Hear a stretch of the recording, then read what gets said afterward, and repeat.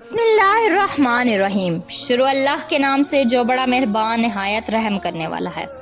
ایک ایسی قوم جس پر اللہ نے اپنا دردناک عذاب نازل فرمایا اور اس قوم کے تمام لوگوں کو بندر بنا دیا۔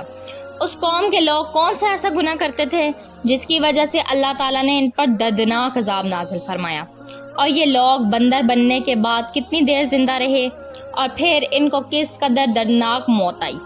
جب یہ لوگ بندر بن گئے تو یہ لوگ اپنے عزیز و اقارب کو دیکھ کر کیا کہتے تھے، اور آج کے دور میں پائے جانے والے بندر اسی قوم کی نسل میں سے ہیں۔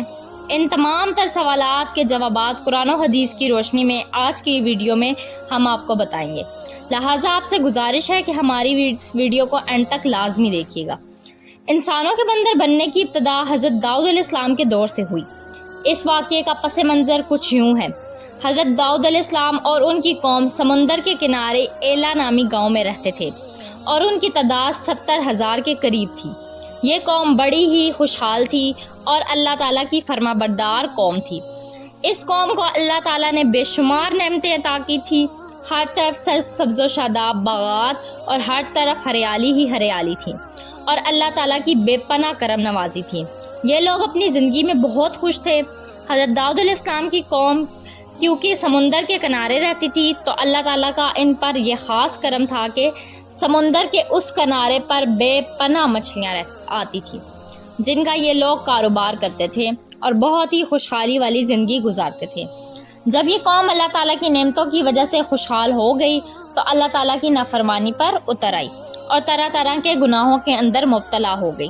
اور پھر ایک دن اللہ تعالیٰ نے اس قوم کا امتحان لینے کا ارادہ کیا اور حضرت داؤد علیہ السلام کو وحی بھیجی کہ اپنی قوم سے کہہ دیں کہ ہفتے والے دن مچھلی کا شکار کرنا بند کر دے۔ اس طرح اللہ تعالیٰ نے حضرت داؤد علیہ السلام کی قوم پر ہفتے والے دن مچھلیوں کا شکار حرام فرما دیا، اور پھر یہاں سے اس قوم کی بربادی شروع ہو گئی۔ حضرت داؤد علیہ السلام نے اپنی قوم کو بتایا کہ اللہ تعالیٰ نے ہفتے والے دن مچھلیوں کے شکار کو حرام قرار دیا ہے، تو وہ لوگ بہت ہی زیادہ پریشان ہو گئے اور ساری قوم سر جوڑ کر بیٹھ گئی، کیونکہ ہفتے کا دن ہی وہ دن تھا جس میں مچھلیاں وافر مقدار میں آتی تھی اور خود بخود کنارے پر آ جاتی تھیں، اور باقی دن ایسے تھے کہ بہت کم اور نہ ہونے کے برابر مچھلیاں پکڑی جاتی تھیں۔ اس قوم کا گزر بسر کیونکہ مچھلیوں کے شکار پر تھا، اسی وجہ سے اللہ تعالیٰ کا یہ حکم سن کر قوم پریشان ہو گئی۔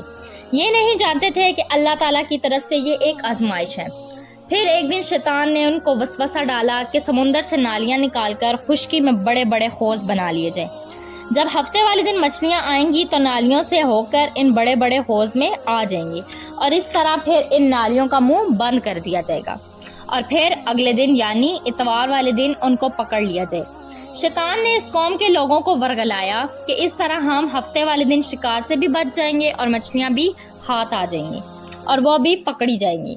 بہت سے لوگوں کو یہ ہلہ بازی اچھی لگی اور انہوں نے ایسا کرنا شروع کر دیا اور سمندر سے چھوٹی چھوٹی نالیاں نکال کر بڑے بڑے حوضوں میں ڈال دی، جس کے ذریعے وافر مقدار میں مچھلیاں ان کے حوض میں داخل ہو جاتی۔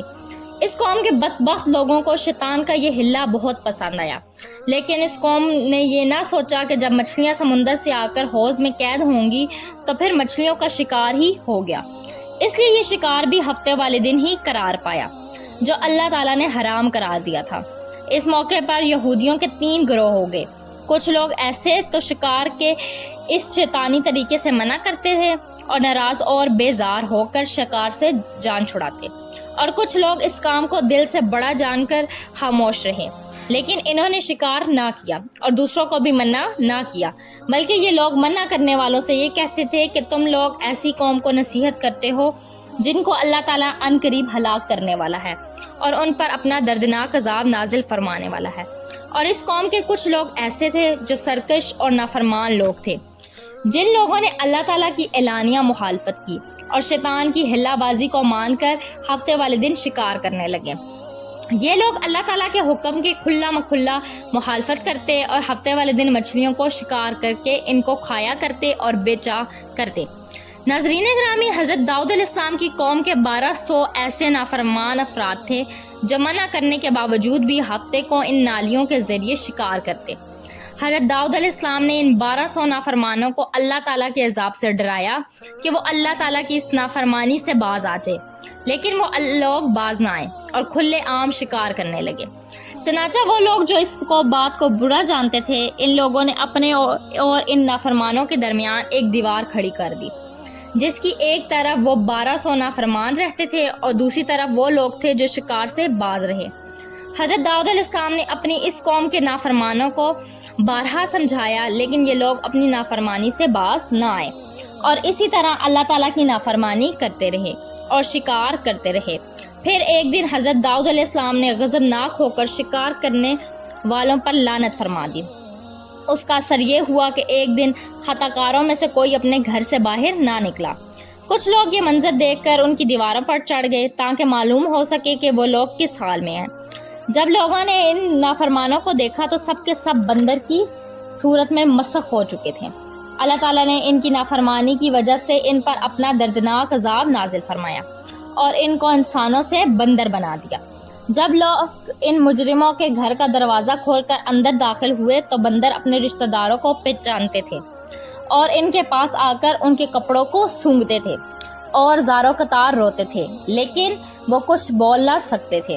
اللہ تعالیٰ کے ان نافرمان بندر بن جانے والے لوگوں کی تعداد 1200 تھی۔